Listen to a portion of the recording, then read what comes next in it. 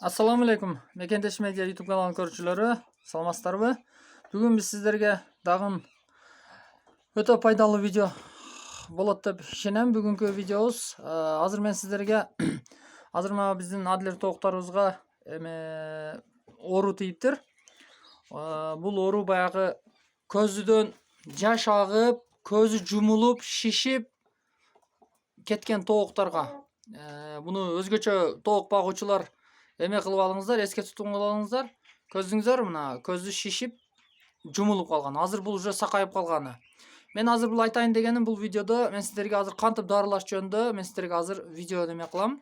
Бул тооктор мына 2 күн, 3 күн болуп калды. Мына Кудайга шүгүр, көздөрү ачылып, көрүп атасыздар. Уже нормальный аппетиттери ачылып, уже кайта өзүнө келди. Мына кичине тяжелый да, оорурагы да мына. Көрдүңүздөр, мына көз жумулуп калган. Бул уже ачылып калганы, бул да жаш агып, көзү шишип, 2 көз тең жумулуп калат да. Бул жугуштуу оору, бул өтө эме кылбасаңыздар өлүп калат тооктор. Муну срочно дарылаш керек болот. Ошого мен азыр үңкүйүп, эчтеке жебей коет. Мына көрдүңүздөрбү?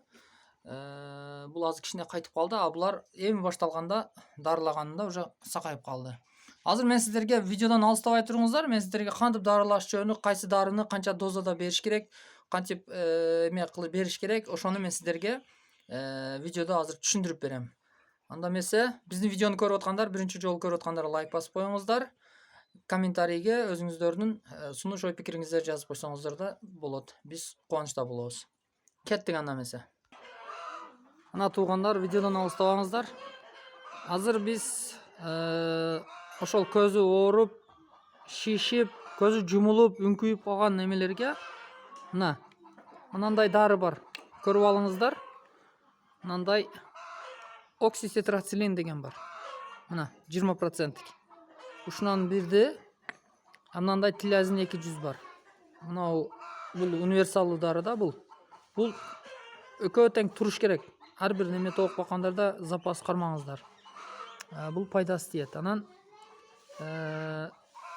азыр мен мынага мына шприцтик, 5 миллиграммдык, 5 граммдык. Мынадан 0,2,5 грамм. 0,2,5 грамм. Эгер оору тяжелыйраак болсо 0,5 граммга чейин алсаңыздар болот. Мынадан 0,5 грамм аласыздар. Өз негизи 0,2,5 да, бирок эгер тоок тяжелыйраак болсо 0,5 грамм аласыздар, 0,5 миллиграмм. Мынадан дагы 0,5 миллиграмм. Экөө биригип мындай кылып туруп 1 грамм кыласыздар мына. 1 грамм. 1 грамм кыласыздар дагы. Анан өзүнү эме кылбайсыздар. Мынтип туруп суудан тартасыздар. Суудан. Жылуу суудан, ылымылык суудан мынтип туруп полный эле тартып аласыздар дагы. Кичине воздух коюп туруп мындай кылып туруп. Аз-маз воздух коесуздар дагы мына. Мындай кылсаңыздар ичиде аралашат. Бул эми мен ушундай кылам да. Суу менен эме аралаш керек. Мына дарыларчы. Аралашат дагы. Тооктун оозуга ошол ар бир тооктун оозуга куюп коесуздар. Ар бир тоокка. Bir күндө 2 маал. Саар 1 маал, кеч 1 маал. Ошентип 3 күн, 4 күн кыласыздар. Эгер сакайбаса 5 күнгө чейин узартасыздар. 2 күн, 3 күндө өзү действие бериш керек. Анан дарыңыздар ачылган болбосун, жаңы болсун. Анда мен кече алып келдим, свежий. Бул 300 сом турат. Мынау 150 сом турат. Эми ар жерде ар кандай. Көрүп алыңыздар, окситетрацилин. Мунун да түрү көп экен, бирок мен ушуну былтыры кышта да колдонгонмун, азыр да колдонуп атам. Жакшы неме, действие жакшы болгон. Анан мына көрүп алыңыздар, 0,2,5 грамм, 0,2,5 мунан аралаштырып туруп, 0,5 грамм кылып туруп, жылуу суудан тартасыздар дагы. Шприцке ар бир тоокка 1 күндө 2 маал, эстеп калыңыздар. 1 күндө 2 маал. 3 күн, 4 күн берсеңиздер уже кайтат. Меники уже 2 күндө уже кайтып калыптыр. Дагы Кудай кааласа бүгүн эртең эме кылсам кайтат. Анан 3 күн, 4 күн бересиздер дагы.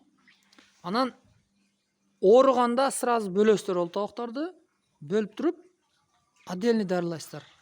И плюс мынадан мен мындай кылам, ар бир немеге азыр бул жерде мына жерде 11 литр мынабу суу идишим.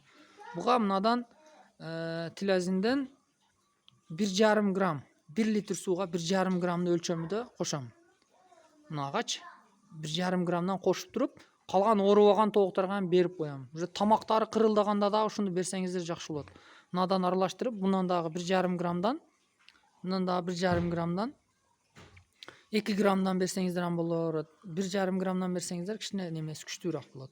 3 күн 4 күн берип койсоңуздар, тамактары кырылдап, кыйылдаганда ушунан берип койсоңуздар дагы ага дагы кете берет. Грипп да ооруйт. Ошого дагы берип коесуздар. Анан бул немелерди кармап дайым жаныңыздарда болсун.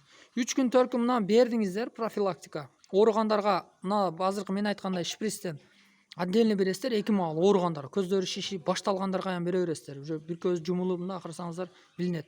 Үңкүйүп калат, жем жебей. Ошолорго дагы бөлүп отдельно кылыңыздар. Себеби жугат бул. Анан 3 күн 4 күн бергенден кийин ооруларга отдельно бересиздер, оорубагандарга да профилактика мынадан бериңиздер. Себеби жугат да, эми башталышы мүмкүн. Ошого берип койгонуңуздар жакшы. Анан мынабу чиктоник.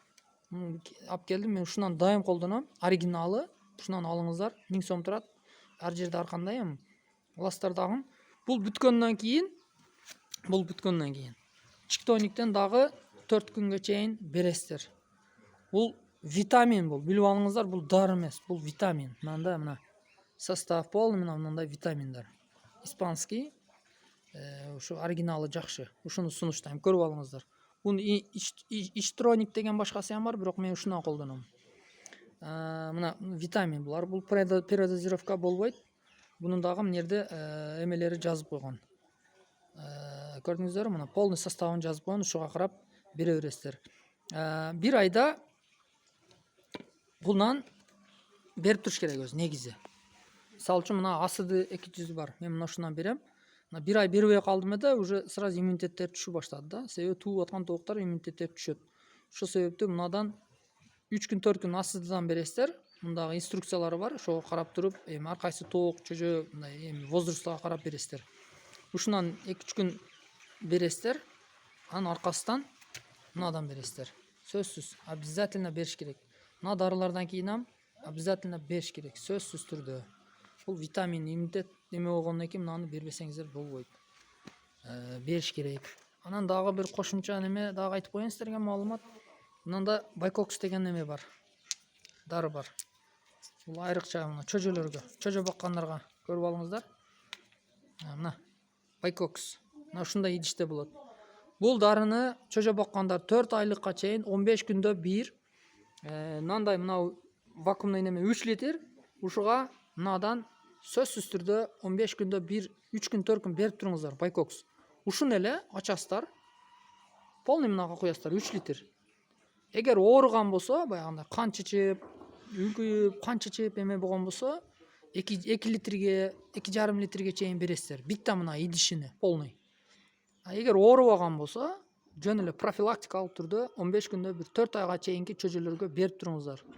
Жылуу сууга, лымылык суу. Жайдын күнү иштеме болбойт. Эгер суук түшкөн болсо, кичине жылуу суу кылып туруп, эми баары бардык үйдө эле аристон бар. Ошонун алып туруп эле берип коесуздар. Мүмкүн болсо кайнатылган сууду кичине суутуп туруп берсеңиздер жакшы болот. Байкокс көрүп алыңыздар. Бул 4 айлыкка чейин чөжөлөргө сөзсүз түрдө берип туруш керек, профилактика. Кыскасы ушундай. Ошо мен видеом сиздерге кичине болсо да пайдалуу болду окшойт. Көрүп алыңыздар дарыларды. Мен ушундай эме кылам. Эффект жакшы берет. Эффект сонун берет. Бул экинчи жолу колдонушум. Кышта дагы бир касал тийген, 14-15 тоокко чейин касал тийген. Ошолорду эме кылгам. Анан куртка дагы альбен деген таблетка бар. Ошонун эме кылып туруп берип койсоңуздар куртка жакшы болот. Аны дагы буюрса жөнүндө дагы тартам видео. Кыскасы ушундай. Менин видеом пайдалуу болду деп ойлойм сиздерге. Андыктан биздин каналдан алыстабай комментарий, класс басып коюңуздар, эгер видео жаккан болсо. Урматтуу тоок сүйүүчүлөр. Кийинки видеолордо көрүшкөнчө саламатта калыңыздар.